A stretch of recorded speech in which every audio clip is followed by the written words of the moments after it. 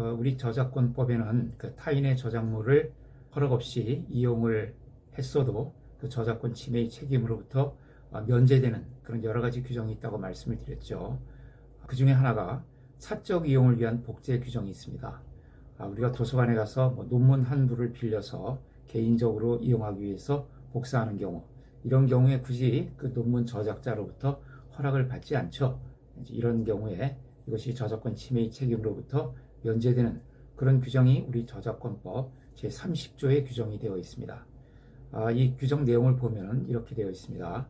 공표된 저작물을 영리를 목적으로 하지 아니하고 개인적으로 이용하거나 가정 및 이에 준하는 한정된 범위 안에서 이용하는 경우에는 그 이용자는 이를 복제할 수 있다.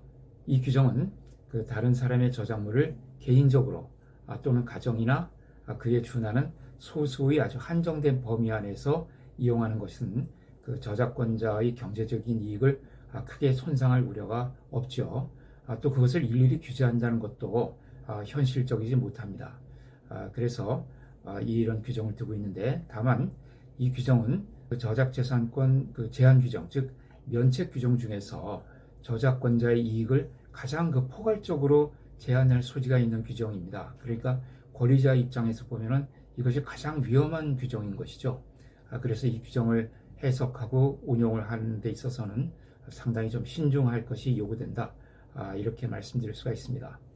이 규정에서는 그 복제하는 수단이나 방법은 상관이 없습니다. 어떤 방법으로든지 복제할 수가 있는데요. 그런데 과거의 아날로그 시대에는 우리가 어떤 복사 기계를 가지고 어떤 저작물을 복사하게 되면은 시간도 많이 걸리고 또 그 품질도 원본보다 상당히 좋지가 않죠. 그런데 오늘날 이렇게 디지털 기술이 아주 급속도로 발달하게 되면서 그 과거에는 전문가나 어떤 영업소에서만 사용되던 그런 복사 기계도 상당히 널리 보급이 되어 있고요. 특별히 이 디지털 복제의 경우에는 그 복제하는데 거의 시간이 들지가 않죠. 거의 몇 초 정도면은 영화 한 편을 거의 이 다운로드가 복제거든요. 다운로드 받을 수가 있고요. 또 그렇게 복제를 해도 원본하고 품질의 차이가 없어요. 화질의 차이가 없는 거죠. 그러다 보니까 이런 과거의 아날로그 시대에는 사적 복제를 저작권 침해의 책임으로부터 면제를 시켜줘서 좀 자유롭게 할 수 있도록 해도 저작권자에게 크게 불리하지 않았거든요. 대부분의 사람들이 돈을 조금 내더라도 품질이 좋고 또 시간도 적게 걸리는 것을 이용을 했었는데, 오늘날에 와서는 이제 이런 원본과 품질에 있어서 아무런 다름이 없고, 그 다음에 시간적으로도 아주 빨리 복제할 수 있는 기술이 늘다 보니까 사적 복제를 무한정하게 허용을 해주게 되면은 모든 사람들이 다 정당한 대가를 내고 저작물을 이용하기보다는 이런 이제 사적 복제를 통해서 허락을 받지 않고 이용하는 경우가 이제 늘어나게 되니까 이런 이제 문제점이 나타나고 있습니다. 어쨌든 현재로서는 이런 사적 복제의 경우에는 저작권자의 허락을 받지 않더라도 허용이 되는 것으로 이렇게 규정이 되어 있습니다. 그래서 이 규정이 적용되기 위한 요건을 보면요, 먼저 이것은 비영리여야 합니다. 그러니까 영리를 목적으로 하는 경우에는 사적 복제라고 하더라도 허용이 안 되는 것이죠. 그런 경우에는 저작권자의 허락을 받아야 됩니다. 그래서 예를 들어서 내가 변호사 사무실을 하고 있어요. 나 혼자 일하는 변호사 사무실입니다. 어떤 로펌이나 이런 사무실이 아니고 혼자 일하는 곳에서 내가 혼자 사용하기 위해서 누군가의 서적을 복제한다든가 하는 것은 그 변호사 업무에 사용하기 위한 경우라면 그것은 영리를 목적으로 하는 것이 되겠죠. 그래서 원칙적으로는 이 사적 복제가 허용이 되지 않습니다. 다만 이제 권리자 입장에서는 그런 경우를 일일이 모니터링 할 수가 없죠. 그래서 현실적으로는 규제가 안 되고 있을 뿐이지 그것이 이 면책 규정에 의해서 허용되는 것은 아닙니다. 그래서 사적 복제의 면책 규정이 적용되기 위해서는 일단 그것이 비영리적인 목적이어야 된다. 그 다음에 두 번째로는 개인, 가정 및 이에 준하는 한정된 범위 안에서 이용을 해야 된다는 겁니다. 그러니까 먼저 개인적이라는 것은 혼자서 이용한다는 그런 의미죠. 그러니까 어떤 조직적인 활동의 일환으로서 행하는 복제, 이런 것은 개인적 이용이라고 볼 수가 없습니다. 따라서 어떤 회사라든가 단체 내에서 그 종업원이 또는 그 구성원이 그 단체의 이용에 사용하기 위해서 그런 목적으로 저작물을 복제하는 것은 비록 그 종업원이 혼자서 복제하는 경우를 하더라도 이것은 개인적인 이용이 아니죠. 어떤 기업이나 단체에서 다수가 이용하기 위해서 복제하는 것은 이 규정에 적용을 받을 수가 없고요.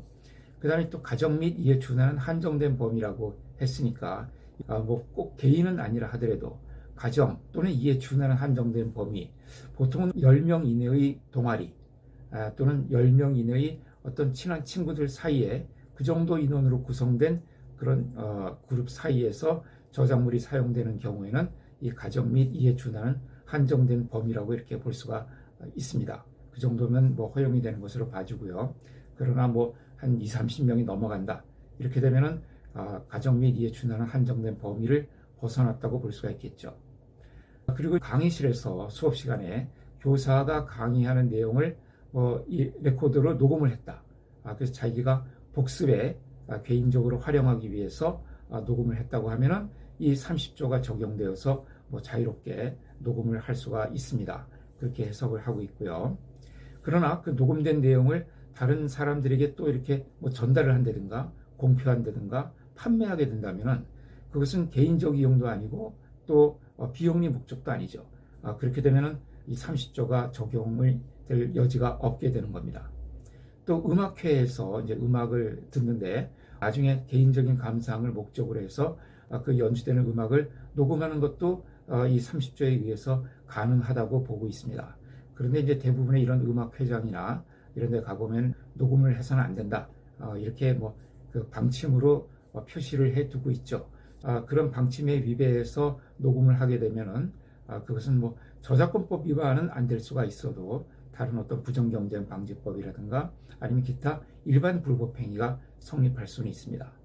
또 그리고 강사의 강의를 허락을 안 받고 녹음을 한다든가 또 음악회장에서 연주를 개인적으로 쓰기 위해서 녹음하는 경우에는 이것이 사적 복제에는 해당될지 몰라도 그것이 지금 말씀드린 대로 어떤 프라이버시권 침해가 될 수도 있고요. 또 그 다음에 일반 불법 행위가 될 수도 있다 하는 점을 염두에 두시고 다만 이제 저작권법적으로는 사적 복제에 해당할 수가 있다 하는 점을 알아두시면 됩니다. 다만 그 상영 중인 영화관에서 영화를 촬영하는 것 이것은 허용이 안 됩니다. 그것은 사적 복제 규정이 적용이 안 되고 거기에 대해서는 우리 저작권법 104조의 6에 별도의 규정을 두고 있습니다. 그래서 이것을 이른바 도촬이라고 해서 몰래 촬영하는 것이죠. 그 상영 중인 영화관에서 영화를 촬영하는 것은 허용이 되지 않는다 하는 점을 알아두시면 됩니다. 그래서 여러분들 중에 또 블로그 하시는 분들도 계실지 모르겠는데 인터넷상의 어떤 개인적인 공간인 블로그에 그 다른 사람의 저작물을 업로드하는 것 이것이 사적 복제로서 허용될 수 있을 것이냐 하는 것이 이제 문제가 될 수가 있는데요.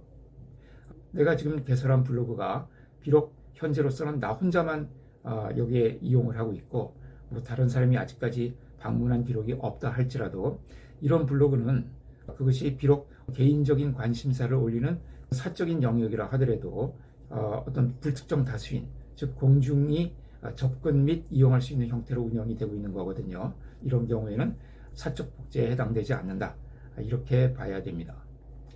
사적 복제가 적용되기 위해서는 이용하는 사람 본인이 스스로 복제를 해야 됩니다. 그러니까 이용자가 스스로 복제를 해야지 원칙적으로는 남을 시켜서 복제하는 것은 이 면책 규정이 적용이 되지 않는데요.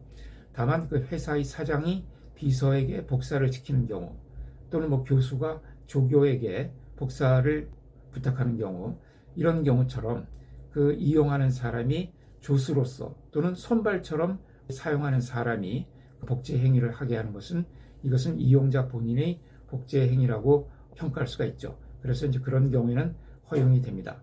그런데 이 이용자가 복사업자, 예를 들어서 복사 전문점에게 그 복사를 의뢰를 해서 복제하는 경우에는 그 복사 전문점은 어떤 독립된 주체로서 복제를 하게 되는 거거든요. 영리를 목적으로. 그래서 그런 경우에는 이용자의 수족과 같은 그런 복제다 이렇게 볼 수는 없고요. 그런 경우에는 복제업자가 영리를 목적으로 복제하는 경우이기 때문에 이것은 사적 복제가 될 수가 없고 따라서 30조의 그 면책이 규정이 적용이 안 된다. 이렇게 이해를 하셔야 됩니다.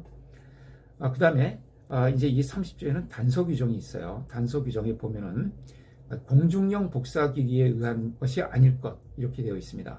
그러니까 이 면책 규정이 적용되기 위해서는 공중용, 즉 공중이 이용하기 위해서 설치된 복사기기에 의한 복제가 아닐 것. 그러니까 이 공중의 이용에 제공되는 그런 복사기기를 사용해서 복제하는 것은 이 사적 복제로서 면책이 될 수가 없다는 얘기죠.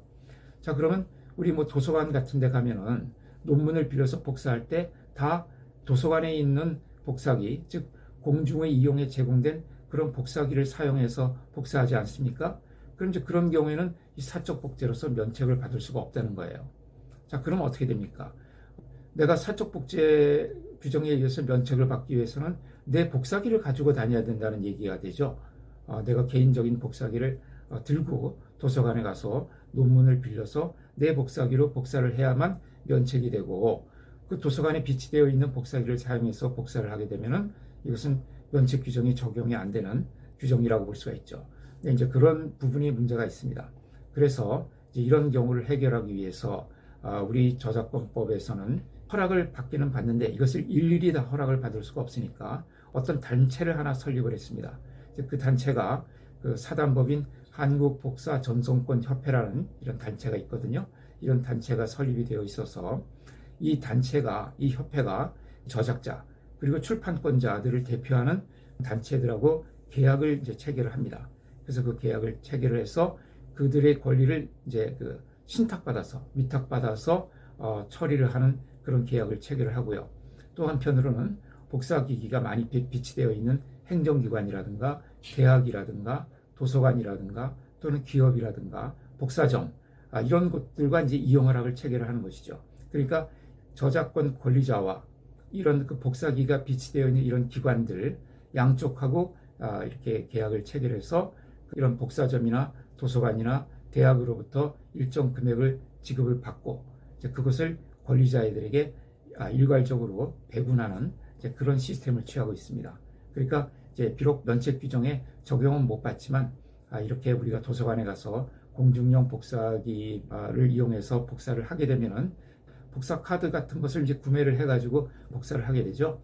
그럼 그 카드 이제에서 발생하는 이제 매출이 있지 않겠습니까? 이제 뭐 도서관이면 도서관에서 이제 그런 카드를 구입하게 될 텐데 그 카드를 통해서 이제 도서관에서 수수료를 거둬들이고 그것을 한국복사전송권협회에 납부를 하게 되면은 그 협회에서 이제 그것을 권리자들에게 분배하는 이런 구조로 되어 있다. 그러니까 사실상 여러분들이 일정한 비용을 납부하고 있다. 이렇게 보시면 될 것 같습니다.